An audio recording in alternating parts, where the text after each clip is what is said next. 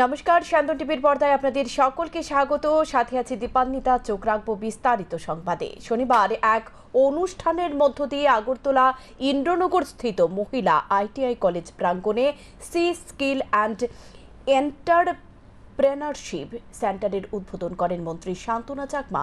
অনুষ্ঠানে মন্ত্রী বক্তব্য রেখে বলেন, এ ধরনের উদ্যোগ গ্রহণ করার ফলে সময় উপযোগী, বাজার নির্ভর, দক্ষতা ভিত্তিক প্রশিক্ষণ ও অভিনব প্রচেষ্টায় উদ্যোক্তা তৈরি করার লক্ষ্যে স্বল্পকালীন এই প্রশিক্ষণের মাধ্যমে এবং বর্তমান সরকারের নারী সশক্তিকরণ কার্যক্রমে দারুণ সুফল পরিলক্ষিত হবে।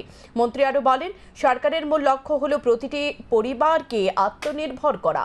সে লক্ষ্য নিয়ে সরকার কাজ করে চলেছে।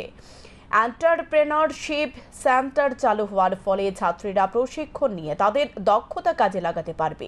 মন্ত্রী বলেন, বর্তমান কেন্দ্র এবং রাজ্য সরকার মহিলাদের বিশেষ গুরুত্ব দিয়ে চলেছে। আগে মহিলাদের চাকরির ক্ষেত্রে কোনো সংরক্ষণের ব্যবস্থা ছিল না। বর্তমান কেন্দ্র সরকার সরকারি চাকরির ক্ষেত্রে মহিলাদের জন্য 33% সংরক্ষণের ব্যবস্থা করেছে। এছাড়াও মহিলারা কর্মক্ষেত্রে পুরুষদের থেকে অনেকটাই পিছিয়ে ছিল। বর্তমানে পুরুষদের সাথে তালে তাল মিলিয়ে মহিলারা কর্মক্ষেত্রে এগিয়ে চলেছে। সরকারের বিভিন্ন উদ্যোগের কারণে 2018 সালের পর রাজ্যে 80,000-এর অধিক মহিলা লাখপতি দিদি হয়েছে বলে দাবি করেন মন্ত্রী। চালিয়ে যাচ্ছে যাতে আত্মনির্ভর করা যায়, যাতে মহিলারা আত্মনির্ভর ভাবে বাঁচতে পারে। যেমন এক্সাম্পল যদি আমরা দেখি যে 2018 থেকে আমাদের ত্রিপুরা রাজ্যে মহিলাদেরকে 50,000-এর উপরে এসএইচজি গ্রুপ তৈরি করা হয়েছে এবং সেখানে 4 লক্ষের অধিক মহিলা এসএইচজি গ্রুপের সঙ্গে যুক্ত হয়েছে এবং সেই জায়গায় দাঁড়িয়ে আমাদের ত্রিপুরা রাজ্যে অনেক মহিলা 80,000-এর উপরে মহিলা লাখপতি দিদি হয়েছে এবং সেটা একমাত্র সম্ভব হয়েছে তাদের ইচ্ছে শক্তি ছিল, পাশাপাশি সরকার উদ্যোগ নিয়েছে। তো একে অপরের সহযোগিতায় যে আমাদের লক্ষ্য, আমরা সেই লক্ষ্যে পৌঁছতে পারবো এবং আত্মনির্ভর পরিবার গঠন করতে পারবো। আত্মনির্ভর পরিবার যখনই গঠন করতে পারবো তাহলে আমাদের যে কমিউনিটিকে, আমাদের সোসাইটিকে আমরা আত্মনির্ভর করতে পারবো। তখনই আমরা একটা দেশকে এবং রাজ্যকে আমরা আত্মনির্ভর করতে পারবো। গ্রামীণ অর্থনীতি বিকাশ না হলে দেশ এগিয়ে যাবে না। শনিবার আগরতলা টাউন হলে স্বনির্ভর গোষ্ঠী কেন্দ্রিক কৃষি প্রচার কার্যক্রমে বক্তব্য রেখে কথা বলেন অর্থমন্ত্রী প্রণজিৎ সিংহ রায়। শনিবার আগরতলা টাউন হলে স্বনির্ভর গোষ্ঠী কেন্দ্রিক কৃষি প্রচার কার্যক্রমের আয়োজন করা হয়। অনুষ্ঠানে উদ্বোধন করেন অর্থ দপ্তরের মন্ত্রী প্রণজিৎ সিংহ রায়। তিনি বক্তব্য রাখতে গিয়ে বলেন, জাতীয় স্তরের ব্যাংকগুলো তুলনামূলক অনেক কম ঋণ দিচ্ছে, তাই তারা যেন আরো বেশি করে ঋণ দেওয়ার কাজে এগিয়ে আসে। এর জন্য আহ্বান জানান, কারণ জাতীয় ব্যাংকগুলোর তুলনায় আঞ্চলিক ব্যাংকগুলো ঋণ বেশি দিচ্ছে। তিনি বক্তব্য রেখে আরো বলেন, পূর্বতন সরকারি সময় রাজ্যের বাজেট ছিল 15,000 কোটি টাকা। বিগত বছর পর্যন্ত সে বাজেট বেড়ে দাঁড়িয়েছে 27,000 কোটি টাকার অধিক। বর্তমানে রাজ্যের গ্রামীণ এলাকার রোজগার যত বৃদ্ধি পাচ্ছে, মানুষের আয় ততই বাড়ছে এবং জিএসডিপি এর আরো বৃদ্ধি পাচ্ছে। বিগত দিনে কৃষিজীবীদের রোজগার ছিল 6,550 টাকা। তারপর তাদের আয় দ্বিগুণ করার লক্ষ্য নিয়ে কাজ শুরু করেছে সরকার। বর্তমানে তাদের আয় হয়েছে 13,000 টাকার অধিক। একইভাবে রাজ্যের মানুষের আয় অনেক গুণ বেড়েছে বলে দাবি করেন মন্ত্রী। মন্ত্রী বলেন, গ্রামীণ এলাকার উন্নয়ন না হলে দেশ এবং রাজ্য আর্থিক দিক দিয়ে শক্তিশালী হতে পারবে না। বিগত দিনে সবাই গ্রামকে শক্তিশালী করার কথা বলতেন, অথচ গ্রামকে শক্তিশালী করার জন্য সঠিক ব্যবস্থাপনার অভাব ছিল। বর্তমানে সঠিক ব্যবস্থাপনার মাধ্যমে গ্রামীণ এলাকার উন্নয়ন হচ্ছে। ব্যাংকগুলো যাতে সেদিকে গুরুত্ব দেয় তার জন্য আহ্বান জানান মন্ত্রী। জন্ম হওয়ার পর থেকে মৃত্যু পর্যন্ত যদি এক এক করে ধরা যায়, মানে বলতে গেলে লম্বা হবে। মানে জন্মের পর থেকে সন্তান ও মায়েদের যে সুযোগ দেওয়া হয়, তাদের চিকিৎসা পরিষেবা থেকে শুরু করে এবং তাদের জন্য যারা সরকারি চাকরিতে থাকে তাদেরকে ছুটির বরাদ্দ করা, এরপরেও তাদের কেয়ার করার থেকে লম্বা সময় পর্যন্ত, তারপর থেকে রেশনিং ব্যবস্থা সবাই জানেন যে আজকে 2028 পর্যন্ত চলবে, যে প্রত্যেকটা পরিবারকে 80 কোটি পরিবার, 80 কোটি লোক, যেখানে এই দেশের মানুষের এই বিনা পয়সা তাদের রেশনের সামগ্রী প্রধানমন্ত্রী ব্যবস্থা করেছেন। খাদ্য থাকবে, বাসস্থান চাই। তো ঘরের জন্য কোটি কোটি ঘর দেওয়া হয়েছে, রাজ্য 3 লক্ষের উপর আমরা ঘর দিয়েছি, সেটার মধ্যে আরো দেবো আমরা। যারা ন্যায্য ঘর পেতে পারে সে ব্যবস্থা হবে। পানীয় জলের ব্যবস্থা, বিনা পয়সা পানীয় জলের কানেক্টিভিটি করা হয়েছে, বিনা পয়সা সেখানে শৌচালয় শৌচ ঘরের সঙ্গে যুক্ত আছে, বিনা পয়সা বিদ্যুতের ব্যবস্থা করে দেওয়া হয়েছে। তো এরপরও রোজগার চাই। গ্যাস যেখানে আগে লাকড়ি চুলা বা বিভিন্ন রকম ঘুটি সাজিয়ে শারীরিক ক্ষত তাদেরকে প্রথম অবস্থাতে সেখানে বিনা পয়সা সেখানে গ্যাস মানে দেওয়ার চেঞ্জিং দেওয়ার ব্যবস্থা করে দেওয়া হয়েছে। তো এই সমস্ত কিছুর মধ্যে বলা উদ্দেশ্য পড়াশোনা। আজকে সেখানে এডুকেশন ব্যবস্থা অনেক পরিবর্তন হয়েছে। এদিনের এই কর্মসূচিতে বিভিন্ন ব্যাংকের আধিকারিক এবং রাজ্যের বিভিন্ন প্রান্ত থেকে স্বসহায়ক দলের প্রতিনিধিরা উপস্থিত ছিলেন। অনুষ্ঠান শেষে পাঞ্জাব ন্যাশনাল ব্যাংকের পক্ষ থেকে সাংবাদিক সম্মেলনের আয়োজন করা হয় টাউন হলে। আয়োজিত সাংবাদিক সম্মেলনে উপস্থিত ব্যাংকের এমডি অশোক চন্দ্রা বলেন, পাঞ্জাব ন্যাশনাল ব্যাংক সবসময় দুটি বিষয়ের উপর গুরুত্ব দিয়ে কাজ করে। এর মধ্যে একটি হল ব্যাংকের শাখা ও এটিএম এর এমবিএস, অপরটি হল ব্যাংকের গ্রাহক পরিষেবার সঠিকভাবে প্রদান করা। सुबह आज करीब 1 घंटे अपनी पूरी टीम के साथ बैठा था इस कार्यक्रम में आने के पहले, और मैंने इन सारे लोगों को डायरेक्शन यही दिया कि 2 चीज़ें बहुत ज़रूरी है आज के युग में। एक तो ब्रांच की एम्बियंस, हमारे ब्रांचेस की एम्बियंस और एटीएम की एम्बियंस एक क्लास 1 होनी चाहिए, और उसके ऊपर हमारा पूरा फोकस है। दूसरा, कस्टमर सर्विस, ये एक बहुत ही इम्पॉर्टेंट पहलू है। आपने बहुत अच्छा क्वेश्चन रेज किया। जब तक हम अपनी कस्टमर सर्विस को नहीं बढ़ाएंगे तो केवल एक नए प्रोडक्ट को लॉन्च करने से हमारा कोई फ़ायदा नहीं होने वाला है, जब तक हम उनको कस्टमर को केयर नहीं करेंगे। और हमने इन लोगों को बहुत एक अच्छी एग्जांपल भी दी कि एक टैक्सी वाले का एक एग्जांपल है जिसमें डिफरेंट सिनेरियोज में कैसे किस तरीके की सर्विस प्रदान की जाती है। तो मेरा पूरा विश्वास है कि आने वाले वर्षों में आप जरूर देखेंगे कि एक महत्वपूर्ण परिवर्तन आपको दिखेगा कस्टमर सर्विस पीएनबी के भीतर। और শান্তম টিভি। সুশাসন জমানায় বিভিন্ন মহলকে ম্যানেজ করে গরু পাচারের করিডোর হয়ে উঠেছে শান্তির বাজার। প্রতিদিন রাতের বেলা দক্ষিণ জেলার গরু পাচারের জন্য শান্তির বাজার মূল সড়ক পথ ব্যবহার করে চলেছে পাচারকারীরা, অথচ অদৃশ্য কারণে কোনো হেলদোল নেই পুলিশ প্রশাসনের। অবশেষে শুক্রবার রাতে স্থানীয়দের কাছ থেকে খবর পেয়ে 2টি গরু বোঝাই গাড়ি আটক করল শান্তির বাজার থানার পুলিশ। অবৈধ উপায়ে গরু নিয়ে যাবার পথে 2টি গরু বোঝাই গাড়ি আটক করল শান্তির বাজার থানার পুলিশ। মোট 22টি গরু আটক করে, কিন্তু পুলিশ কাউকে আটক করতে পারেনি। শান্তির বাজার শহর দিয়ে প্রতিনিয়ত অসাধু ব্যবসায়ীরা গরু পাচার করার জন্য নিয়ে যায়।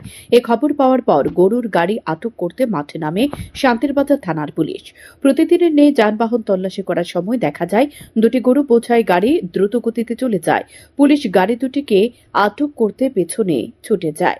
পরবর্তী সময় শান্তির বাজার মহকুমা শাসকের কার্যালয় সংলগ্ন এলাকায় স্থানীয় লোকজনদের প্রচেষ্টায় 2টি গাড়িকে আটক করতে সক্ষম হয় শান্তির বাজার থানার পুলিশ।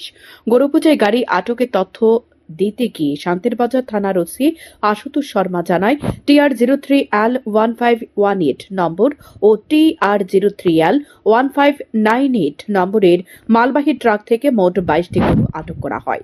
পুলিশ এ ব্যাপারে হাতে একটি মামলা নেয় এবং গরুগুলো কিসের উদ্দেশ্যে এভাবে নিয়ে যাওয়া হচ্ছে তার তদন্তে নেমেছে। শান্তির বাজার মহকুমার লাউগাং এলাকায় 2 গরু পাচারকারী প্রতিনিয়ত এভাবে গরু পাচার করার জন্য নিয়ে যায় বলে অভিযোগ। এই গরুগুলো পাচার কাজে তাদের হাত রয়েছে বলে অভিযোগ উঠছে শান্তির বাজার মহকুমাবাসীর পক্ষ থেকে। গোরক্ষায় এই ধরনের পাচার কাজ বন্ধ করতে সকলকে সচেতন হতে হবে। অ্যাকচুয়ালি সন্ধ্যার দিকে আমরা যখন চেকিং আসলাম তখন 2টা গরুর গাড়ি খুব স্পিডে আমাদের নাকা অতিক্রম করছে। আমাদের স্টাফও এটা আটকাতে পারছে না, তখন আমরা এটার পিছিয়ে গেছি। তো ইন দ্য মিন টাইম সামনে এসডিএম অফিসের এখানে কিছু এলাকাবাসী মিলা গরু গাড়িগুলি আটক করেছে। সঙ্গে সঙ্গে আমরাও পিছনে গিয়ে সেখানে পৌঁছি। তারপর সেই গাড়িগুলি আমরা ডিটেন করে থানাতে আনছি। আনার পরে দেখা গেছে যে 2টা গাড়ির মধ্যে একটা number TR03L1598 Bolero mini truck, ওটার মধ্যে 12টা গরু পাওয়া গেছে। আর আরেকটা গাড়ি যেটা নাম্বার TR03L1518 বুলেরো, সেটাও মিনি ট্রাকই, তো এবং সেটার মধ্যে 10টা গরু পাওয়া গেছে। তবে জনগণকে ঘুমে রেখে গরু পাচারে শান্তির বাজারের উপর মহল থেকে নিচু মহল সকলেই জড়িত, এমনটাই গুঞ্জন উঠছে শান্তির বাজারবাসীর মধ্যে।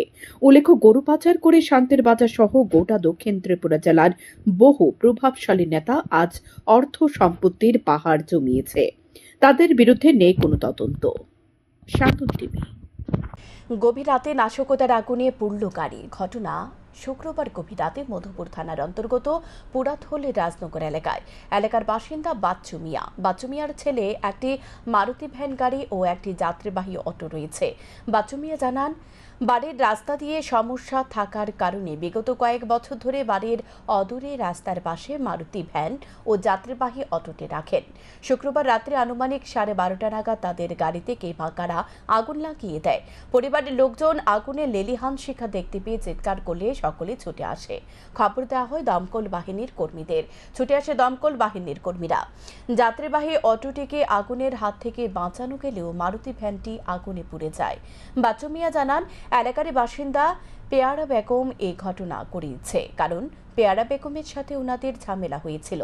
তখন পেয়ারা বেগম তাদের প্রাণনাশ ও গাড়ি আগুন দিয়ে পুড়িয়ে দেওয়ার হুমকি দিয়েছিল। 12:30 রাত্রে গাড়িতে আগুন লাগছে। আমার নাতি উপর বাড়িতে আছে, তারা সামনের থেকেই ডাক্কা করতেছে যে গাড়িতে আগুন লাগাইছে, এরপর আমরা দৌড়ে চিল্লাফাল্লা করে গেছি, যাই দিয়ে গাড়ির মধ্যে আগুন। এরপরে জল টলাই না, এরপরে সবাই মিললে এরপরে নিভাইয়া এরপর ফায়ার সার্ভিসে ফোন করছি, থানারও ফোন করছি, থানা আইসে, ফায়ার সার্ভিস আইসে। আমার যারা রাত্রেবেলা ফোন করছে, ফোন করে কইতেছে আমরা গাড়ি শেষ ফুটালেছে একবারে। তুমি বাড়িতে ছিলে না? আমি বাড়িতে ছিলাম না, আমি বাবার বাড়িতে ছিলাম। কি শুনছো সকালবেলায়? সকালবেলা দেখছি গাড়ি পুরা রাখছে। কালকে রাত্রে তো আমি ফটোটা শেষ করে রাত্রে 12টার দিকে ঘর থেকে বাড়িয়ে দেখছি গাড়িটাতে আগুন লাগা রাখছে। তো আমি তার ডাইকাটাকে আনছি, এবার সবাই মিলে আগুনটা নিবাইছি। তুমি দেখছো কে বা কার আগুন? আমি দেখছি না। এমনিতে দেখছো আগুন লেগে রয়েছে? জেলিখোলা স্কুলের সামনে ভয়াবহ বাইক দুর্ঘটনায় গুরুতরভাবে আহত হলো 2 ভাই। জানা যায়, নম্বরবিহীন একটি বাইক নিয়ে দ্রুত গতিতে বক্সনগর থেকে বিশালগড়ের উদ্দেশ্যে আসছিল 2 ভাই। জেলিখোলা স্কুলের সামনে রাস্তার বাঁক নিতে গিয়ে বাইকটি নিয়ন্ত্রণ হারিয়ে বিদ্যুতের খুঁটিতে সজোরে ধাক্কা মারে। এতে বাইক চালক শাবির হোসেন ও তার কাকাতো ভাই ইয়াসিন মিয়া গুরুতরভাবে আহত হয়। স্থানীয়রা ঘটনা প্রত্যক্ষ করে বিশালগড় দমকল বাহিনীর কর্মীদের খবর দেয়। দমকল বাহিনীর কর্মীরা আহত 2 ভাইকে উদ্ধার করে বিশালগড় মহকুমা হাসপাতালে পৌঁছে দেন। বিশালগড় মহকুমা হাসপাতালের কর্তব্যরত চিকিৎসক জানায়, বাইক চালকের কোমরে গুরুতরভাবে আঘাত লেগেছে। অপরদিকে বাইক আরোহীর একটি পা ভেঙে গেছে, তাই তাদের উন্নত চিকিৎসার জন্য জেবি হাসপাতালে রেফার করে দেওয়া হয়েছে। বাইকটা অনেক স্পিড আসলো, মনে হচ্ছে যে একটা প্লেন আইছে এরকম। দুইটা খাম্বার মাঝখান দিয়ে আইছে, সেটা পুকুরিতে করে বাইক নিয়ে এটা কি বিশালগড়ের দিকে আইতে আসলো? এটা বিশাল করে দিয়ে আইছে। কতজন আহত হয়েছে তারা? মোটামুটি বাইকটাতে 2 জনে না? এটা অ্যাকচুয়ালি রোড ট্রাফিক অ্যাক্সিডেন্ট। যতটুকু জানা গেছে এটা বাইক অ্যাক্সিডেন্ট করেছে চেলিখোলা জায়গায়। এটা তাদের বাড়ি কলমছড়া, 2 জন, শাবির হোসেন এবং ইয়াসিন মিয়া। এখন কই করছেন তাদের ব্যাপার? দুজনের অবস্থা খুব খারাপ, ক্রিটিক্যাল কন্ডিশনে আছে, যার জন্য এজিএমসিতে রেফার করা হয়েছে আমাদের এখানে। কৃষিতে একের পর এক পুরস্কার পাচ্ছেন কমলপুর রূপসপুর এলাকার বাসিন্দা পিন্টু শর্মা। বিগত বছর জানুয়ারি মাসে একবার পুরস্কার পেয়েছিলেন তিনি। সে বছরের ডিসেম্বর মাসে ইন্টিগ্রেটেড ফার্মিং সিস্টেমে দেশের সেরা পুরস্কার তুলে দিয়েছিলেন। এবার 27 ফেব্রুয়ারি Indian Institute of Horticulture Research থেকে উদ্যানবিদ্যায় ন্যাশনাল হর্টিকালচার অ্যাওয়ার্ড তথা প্রথম পুরস্কার পান পিন্টু শর্মা। এই পুরস্কার দেওয়া হয় ICAR এর হিসারঘাটা, বেঙ্গালুরুর কর্ণাটকে। দেশের মধ্যে 5 জনকে এই পুরস্কার তুলে দেওয়া হয়, যার মধ্যে পিন্টু শর্মা প্রথম। পুরস্কার তুলে দেন প্রাক্তন কৃষি প্রতিমন্ত্রী তথা বর্তমান সাংসদ শোভা রাজে। একটি ট্রফি ও একটি সার্টিফিকেট দেওয়া হয়, সাথে উত্তরীয় ঐতিহ্যবাহী টুপি দেওয়া হয়। পিন্টু শর্মা জানান, উদ্যান বিজ্ঞানী রয়েছে অর্ক রক্ষক ও অর্ক অভেদ তথা টমেটো, অর্ক গগন তথা কাঁচা লঙ্কা, অর্ক সীমা তথা তরমুজ ও অর্ক মঙ্গলা তথা লতসিম সবগুলি তিনি চাষ করতেন। তিনি জানান, আগামী ৩রা মার্চ তারা ২০ জনের একটি দলকে দিল্লি ইন্ডিয়ান এগ্রিকালচার রিসার্চ ইনস্টিটিউটে প্রশিক্ষণের জন্য রাজ্য কৃষি দপ্তর থেকে পাঠানো হচ্ছে। আজকে আমি খুব আনন্দিত যে ভারতবর্ষের হর্টিকালচার রিসার্চ সেন্টার থেকে আমাকে ন্যাশনাল পুরস্কারে ভূষিত করা হয়েছে। হর্টিকালচারের যে ভ্যারাইটি আরকা ভ্যারাইটি, এই আরকা ভ্যারাইটির আরকা রক্ষক, আরকা অভেদ, আরকা গগন, আরকা সীমা, এই ভ্যারাইটিগুলো আমি আমার জমিতে চাষ করে থাকি এবং চাষ করার রেজাল্টও খুব ভালো। আপনারা দেখতে পাচ্ছেন আমি যেই জমিতে দাঁড়িয়ে আছি এটা আরকা গগন ভ্যারাইটি যে মরিচ, সেই মরিচের জমি। এছাড়াও এবার ত্রিপুরার কৃষিমন্ত্রীর সদিচ্ছায় কৃষি দপ্তর থেকে আগামী মার্চের ৩ তারিখ আমাদের ২০ জনের একটা টিম ICAR দিল্লিতে ট্রেনিংয়ের জন্য পাঠাচ্ছে। আমরা ৩ তারিখ দিল্লিতে যাচ্ছি এবং কৃষিতে ত্রিপুরা রাজ্যকে আরও কীভাবে এগিয়ে নিয়ে যায় তার জন্য আমরা প্রশিক্ষণ নিতে যাচ্ছি ২০ জন প্রাথমিক অবস্থায়। রাজধানী লেকচুমনি বাজারে বহু দোকানপাট বেআইনি ঘোষণা করে দখলমুক্ত করতে আগরতলা পৌর নিগম বুলডোজার দিয়ে গুঁড়িয়ে দিয়েছে। তাতে শত শত ক্ষুদ্র ব্যবসায়ী ক্ষতিগ্রস্ত হয়, তারা রোজগারহীন হয়ে অসহায় হয়ে পড়ে। SUCIC দল পৌর নিগমের এই অমানবিক ঘটনার তীব্র নিন্দা জানায়। এর প্রতিবাদে আগরতলা পৌর নিগমের মেয়র দীপক মজুমদারের কাছে শনিবার এক ডেপুটেশন প্রদান করা হয়েছে। SUCICর পক্ষ থেকে অবিলম্বে ক্ষতিগ্রস্ত ব্যবসায়ীদের ক্ষতির পরিমাণ নির্ধারণ করে উপযুক্ত ক্ষতিপূরণ প্রদান করা, অবিলম্বে প্রতিটি ব্যবসায়ীর পুনর্বাসনের জন্য বিকল্প ব্যবস্থা করা এবং পুনর্বাসন না দেওয়া পর্যন্ত পরিবারকে বেঁচে থাকার জন্য মাসিক অনুদান প্রদান করার দাবি জানান SUCIC। দাবি আগরতলা পৌর নিগমের মেয়র দীপক মজুমদারের উদ্দেশ্যে প্রদান করার পর এই বিষয়ে সংবাদ মাধ্যমের মুখোমুখি হয়ে তুলে ধরেন সংগঠনের সদস্য মলিন দেববর্মা।